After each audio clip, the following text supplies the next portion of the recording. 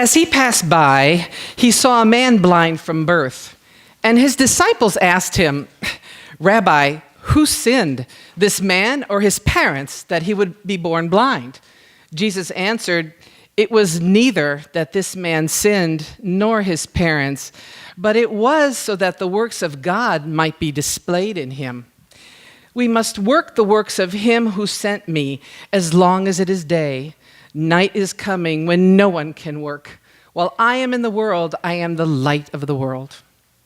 When he had said this, he spat on the ground and made clay of the spittle and applied the clay to his eyes and said to him, "Go wash in the pool of Siloam," which is translated sent.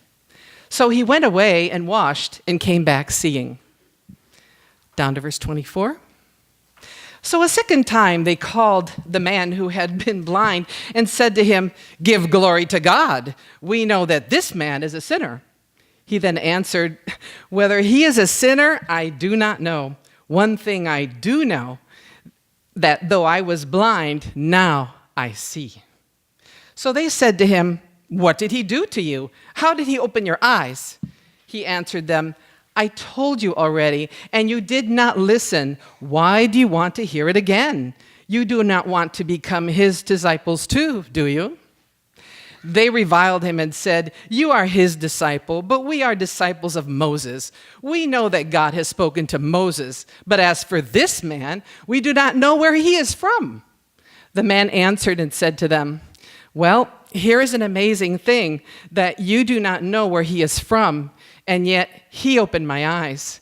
We know that God does not hear sinners, but if anyone is God-fearing and does his will, he hears him. Since the beginning of time, it has never been heard that anyone opened the eyes of a person born blind. If this man were not from God, he could do nothing." They answered him, "You were born entirely in sins, and are you teaching us?" So they put him out. Jesus heard that they had put him out, and finding him, he said, "Do you believe in the Son of Man?" He answered, "Who is he, Lord, that I may believe in him?" Jesus said to him, "You have both seen him, and he is the one who is talking with you." And he said, "Lord, I believe." And he worshiped him. And Jesus said, "For judgment I came into this world, so that those who do not see may see, and that those who see may become blind." Those of the Pharisees who were with him heard these things and said to him, "We are not blind too, are we?" Jesus said to them, "If you were blind, you would have no sin. But since you say, 'We see,' your sin remains." The word of the Lord. We've been looking at characters in the four Gospels and human beings and others who come into contact with Jesus Christ. And through this person-to-person contact, the people always walk away changed. And he is more and more revealed, so that little by little, through each of these encounters, we see a little bit more of who Jesus Christ really is. And that, of course, has been the goal of the whole series, not just to do character studies, but to learn about the main character through the prisms of these characters. Today we meet some blind men. One is very obviously blind because he's physically blind. The others are not so apparently blind, but they are spiritually blind, and they refuse to see. While the first man goes from blindness to sight, they remain in their blindness. The first man could never for a single moment forget about his need and his blindness, and everything about him revolved around that particular disability in his life, and he was constantly having to face it. For the others, they spent all of their time trying to ignore their need and trying to deny their blindness. And in the end of the story, they are left in their blindness, unforgiven, and in their guilt. The chapter is amazingly crafted as a literary unit. It's one of, I think, 3 very long narrations in the book of John, along with the Samaritan woman and the raising of Lazarus. And this particular chapter, 41 verses, all revolves around the idea of seeing. Seeing, knowing, hearing, perceiving. That's why you find words repeated like light. I am the light of the world. Eyes, open, blind, believe, know, judge at the very end. For judgment I have come into the world, meaning for a decision, a verdict to be rendered. All words having to do with the way we see the world. Words that have to do with perception. This whole chapter is about how people see the world and how perceiving Jesus Christ accurately is the key to seeing the world rightly. It's the key to knowing the meaning of life. It's the key to freedom. It's the key to really being fully human. 2 points today, one long point and then one short point, and I say that just to give you hope. One long point really, and then a kind of conclusion at the end. The long point is seeing the world, how we see the world, and how Jesus sees the world. And the second point is seeing Jesus Christ and what difference that might make in your life. So seeing the world, and second point, conclusion, seeing Jesus Christ. I've quoted this little adage before, and this week I found it on the interwebs. You know, you can find anything on those interwebs, I'll tell you. And this week I found out who coined this little adage. It's from from an article from Vanity Fair, February of 1920. It's almost 100 years old. And this writer says you can actually find a facsimile on the interwebs. I found a facsimile of the very article from which this phrase is taken. You've probably heard it. There are only two kinds of people in the world: people who put people in categories and people who don't. Man, I thought that would get bigger laugh than that. I mean, must be the casual clothes. I don't know. So truth is, everyone puts people in categories. Maybe that's why you didn't laugh, because everybody puts people in categories. And everyone puts situations in categories. Starts off early in life. We feel drops of water coming out of the sky, and we develop a category for it. When drops of water begin to land on your head from the sky, you should get under cover, or you should get under the cover of an umbrella. Problem is, we also miscategorize situations and people. For instance, and I'll just use my own ethnicity in this. You may be standing in line at Publix, and you might be hearing a loud commotion behind you, and someone is acting very rudely and obnoxiously, and finally you turn around, and the guy might have a t-shirt that says, "Proud to be Italian." And then you do a little syllogism in your mind. This man is acting rudely. This man is Italian. Therefore, Italians act rudely. And of course, that's how racial stereotypes develop, and that's the source of racial prejudice. We develop categories because we try to make sense of life. And we all know that life is messy, and we will do anything we can to tidy up life, and have categories in our lives helps us to do that. When we tune into this chapter, the disciples are doing that very thing.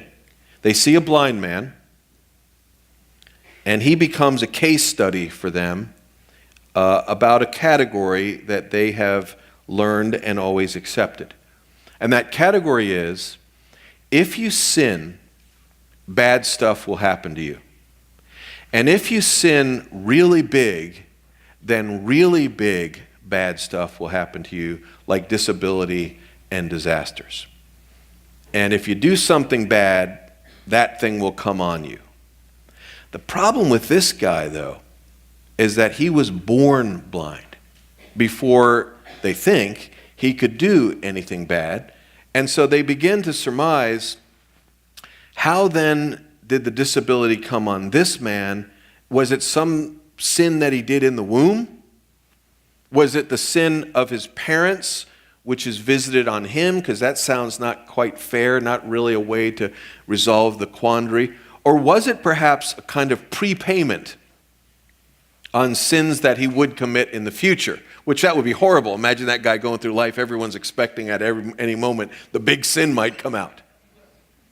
And so they wonder. It's all very an interesting theological moral quandary. It's interesting for everybody, of course, except for the blind man. He doesn't think it's interesting. He thinks it's stupid. And when the man is healed, in this delayed healing method that Jesus uses, he spits on the ground, he kind of rubs the spit into clay, and then he puts like a mud mask over the eyes of the man. When he washes the mud away, he's healed. And after the healing, the neighbors jump in.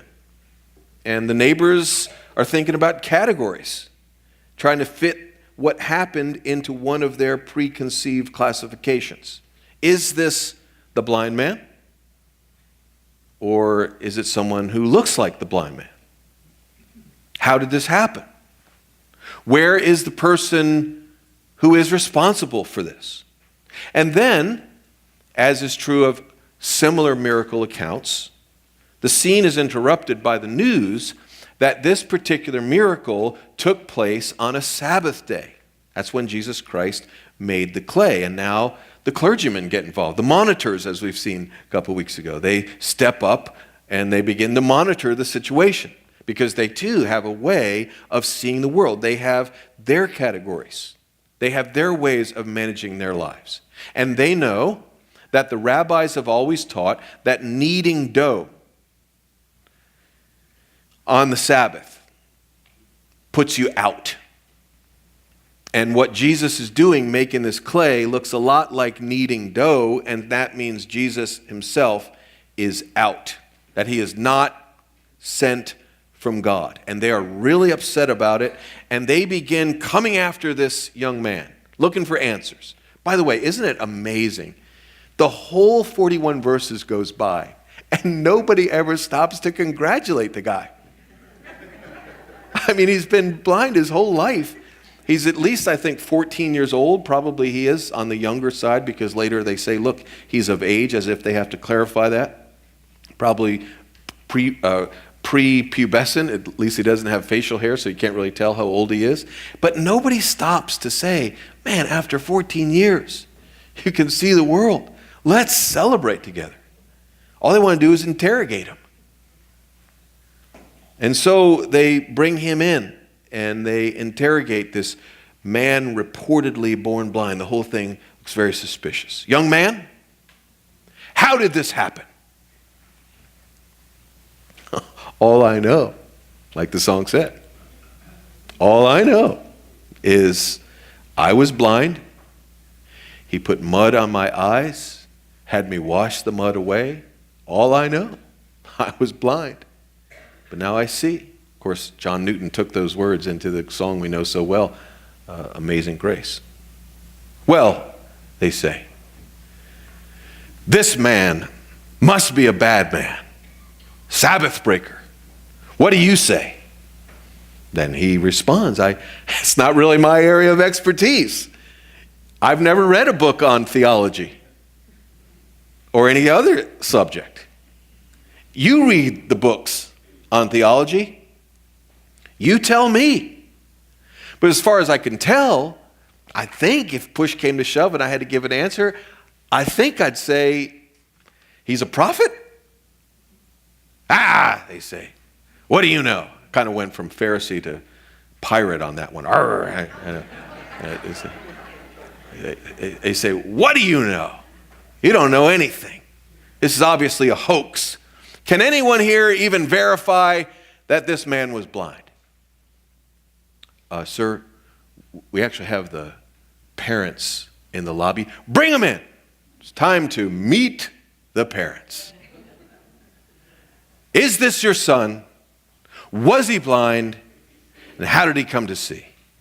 And of course, the parents are very cautious in the way they respond because they know how people see the world. In categories. Categories for who's in and who's out.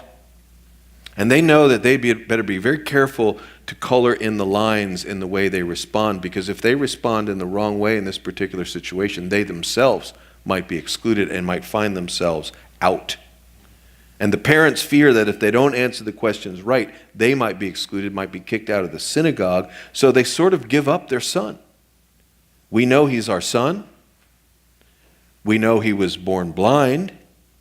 We know he now sees. But when, how, who? You have to ask him. And they're not just saying that to expedite the situation. They're saying that they're giving up their son. John says it twice. They're giving up their son for fear of being excluded. Because they know how things work. The ins and the outs, fear and suspicion, inclusion and exclusion. It's the way people see the world. Our categories defined by our own limited perceptions. It's how we see the world. Now, how does Jesus Christ see the world?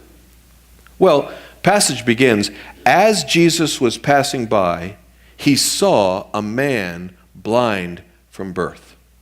And you know, because we've seen the word to see in an earlier episode where it was very important. You remember Nicodemus came to talk to Jesus, and Nicodemus's opening words in that interview were, "Rabbi, we see that you're a teacher sent from God." It's the same exact word used here. It's a word that means to see or to know. You know, if someone is explaining something to you and they say, "You get it?"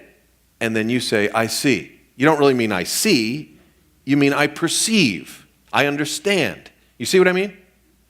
Good, I know you did. And so that's the word that's used here 10 times. 10 times in this episode. Jesus Christ sees. But he doesn't just see, he perceives, he knows. He sees people. He sees into people. And we've seen that earlier in the book of John too. He knows what is in a man. And he perceives people. He doesn't gawk at people as if they're curiosities like the neighbors did. He doesn't file people into neat and interesting ethical classifications like the disciples did who wonder who sinned, he or his parents. He doesn't turn people into ethical case studies.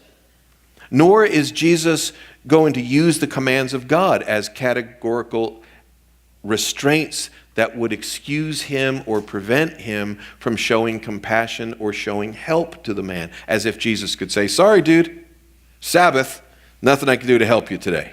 Can't do any work." No, Jesus Christ knows. The Sabbath was made for man. The Sabbath was made to relieve the burden of having to work 24/7. And it commands a day where we rest. The Sabbath is an act of mercy from God to take the burden off of us. And when Jesus takes the burden off this man, he thinks, well, this is perfectly in keeping with the intention of the Sabbath, to take burdens off of people. Nor is Jesus at all afraid of being judged by people or himself being excluded and categorized. Instead, Jesus sees.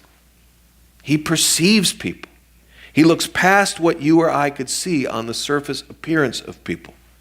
He understands. We saw the pattern. I urge you to look it up in the 4 Gospels this week or do a study on it sometime. How Jesus approaches people. He sees them. He moves toward them. He feels for them. And then he helps them. He heals them. He gives himself to this man. I mean, gives his own stuff. He gives spit. And I know you think, well, that's kind of weird in our germophobic culture that Jesus would use spit in this healing. But let me remind you, Jesus Christ doesn't really care about our categories for hygiene and etiquette. Man is taken from the dust, you remember? Genesis 1 and 2. And Jesus turns the dust into life for the man. He uses it to make the man whole. Jesus was sent from God. It's a very important word, sent. And he sends the man to a pool called the Pool of Siloam, which translated means sent. Over 20 times in the gospel according to John, Jesus is referred to by that particular word, one sent from the Father. And that's how Jesus sees the world. He sees the world as a mission field into which he has been sent. Sent to heal, sent to find, sent to save. And later, when this man is indeed excluded and he is put out of the temple and the synagogue, he's put out of the in-group, Jesus Christ goes and finds, that's the word, finds the outcast like the Good Shepherd. Chapter 10 is the Good Shepherd discourse. So before we get to that chapter, he's showing us what a good shepherd looks like. He finds the excluded and he brings them in. He engages with this lost sheep. All right, so let's recap.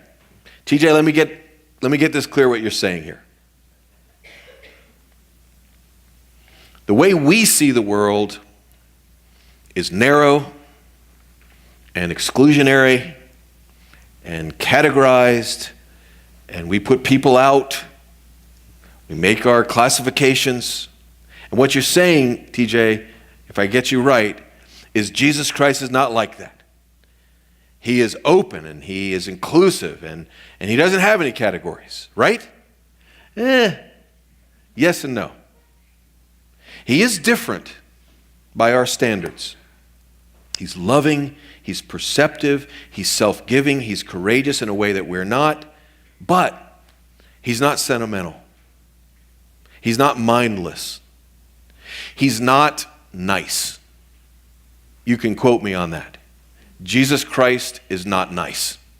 He's kind, but there's a great difference between kindness and niceness. And Jesus is not nice. He's not a tame lion. Not inclusive in the way of our own culture's modern hyper-tolerance, that live and let live, which I said last week, tolerance is not the same as love. He is the unavoidable issue. He is the watershed. He is the great dividing line. He has categories too. But unlike our categories, his perception is not limited. And he sees the real issues in people's lives. Issues that are huge, like light and darkness, death and life, seeing and blindness.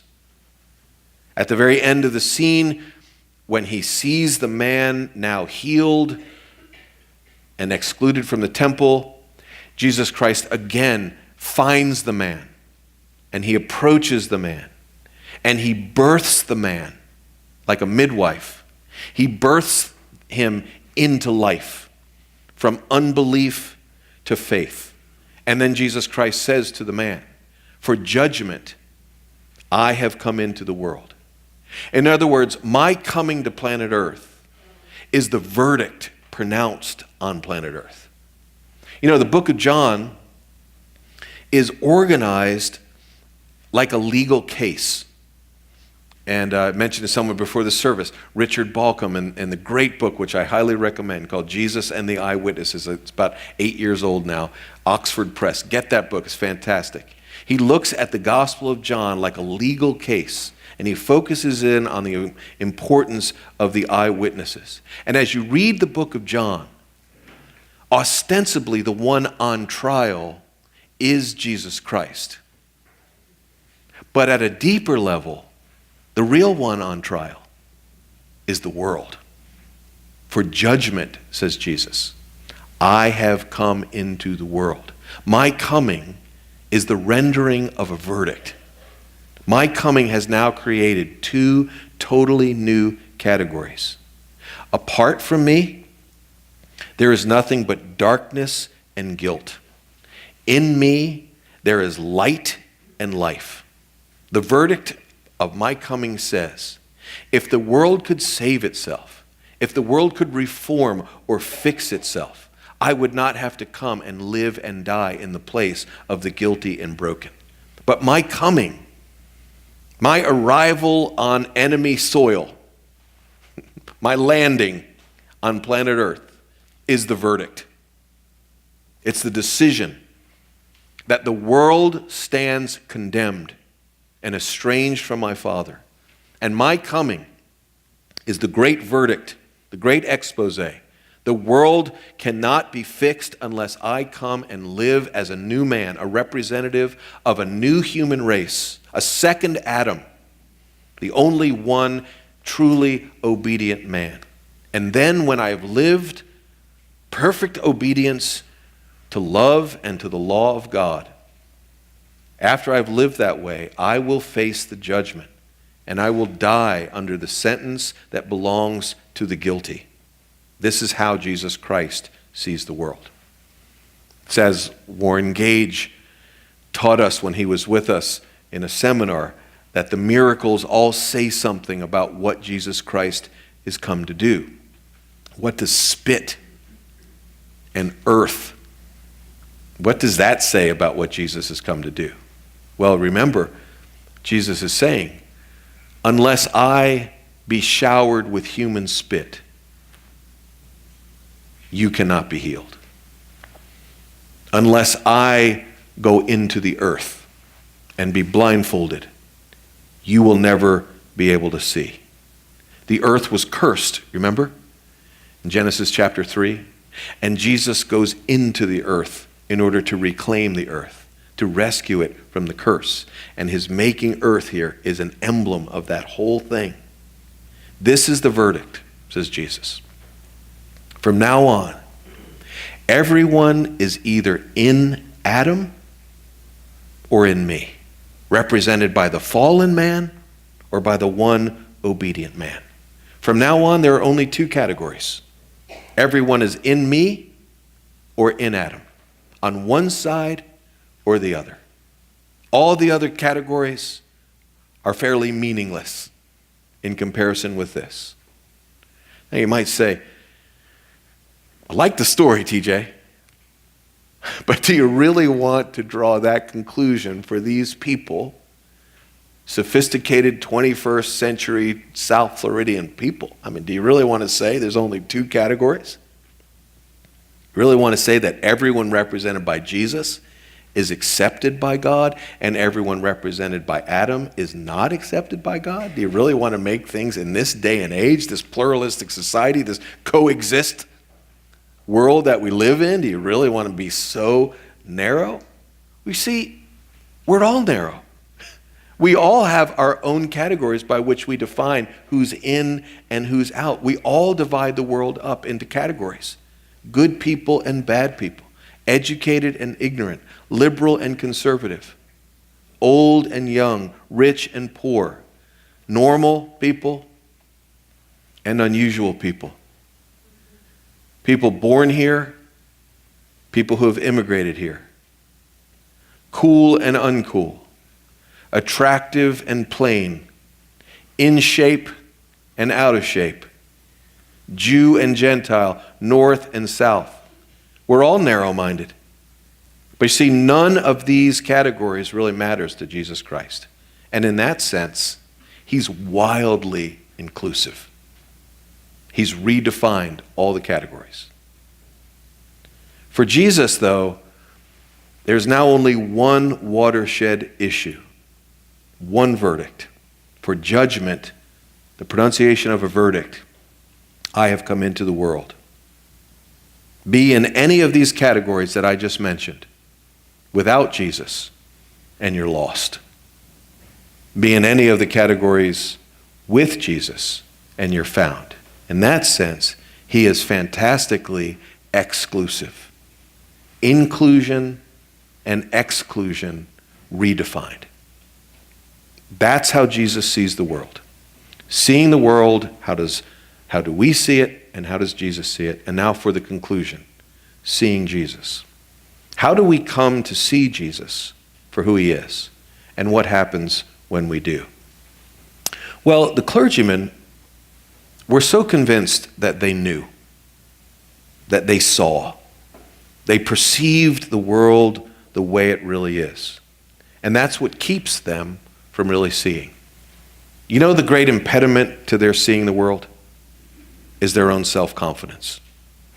Their own self-confidence is so big, they can't see around it. It's all they can see.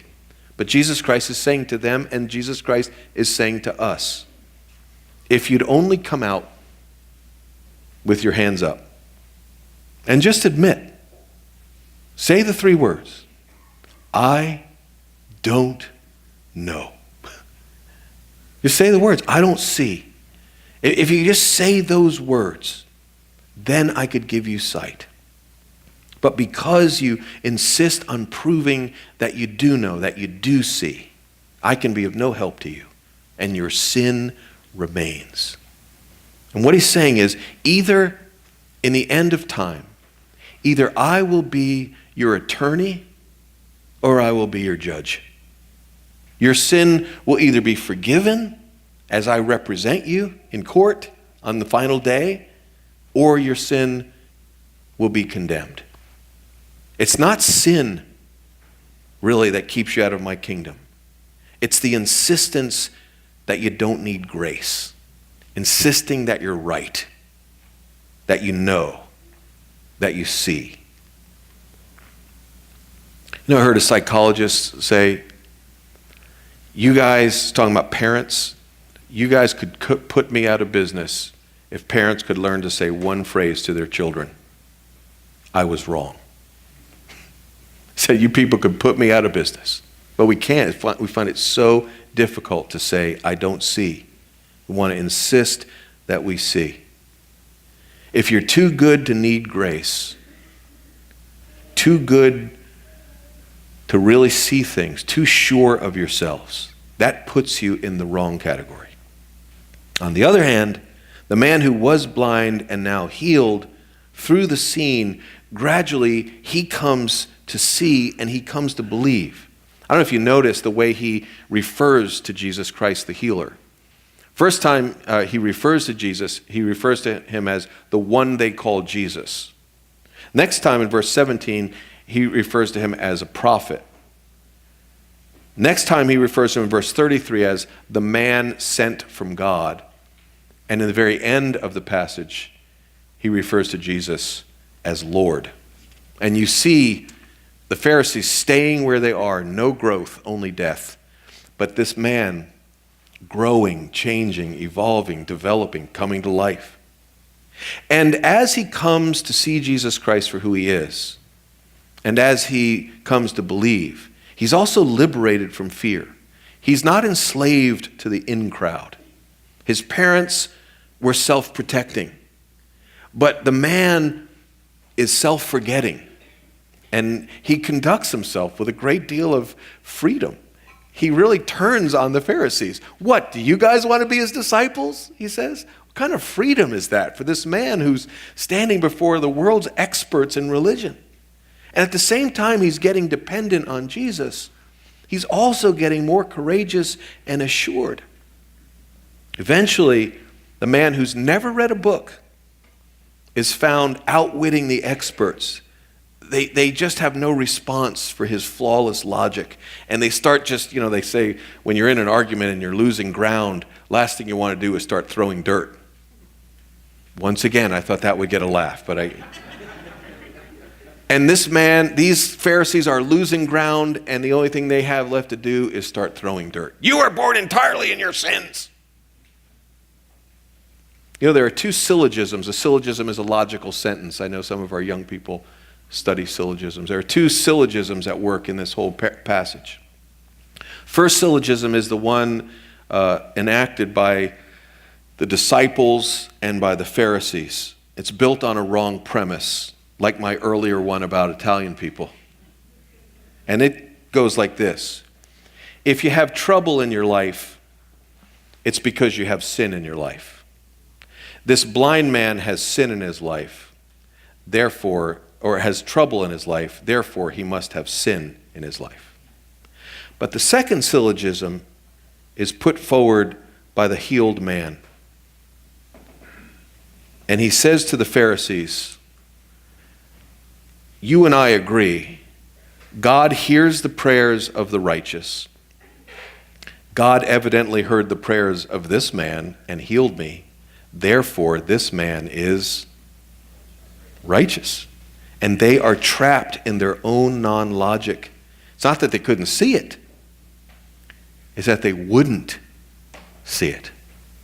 And in the end, This man believes. Remember what I said a couple weeks ago, believing is seeing. And he not only receives physical sight, he gets real insight into who Jesus Christ is. He gets the light of the world. He doesn't know everything, obviously. He says, all I know is I was blind, but now I see. But he's learning the meaning of life.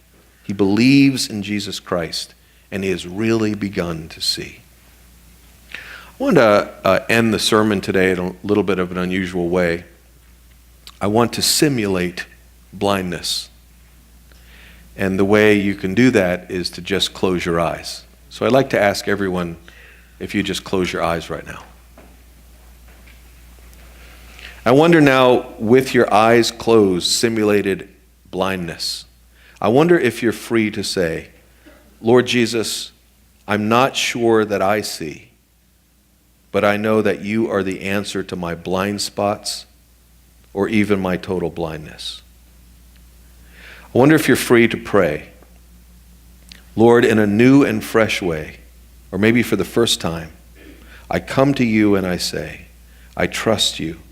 I fall down and worship you. Seeing you is what I need. Lord, help me. Lord, open my eyes.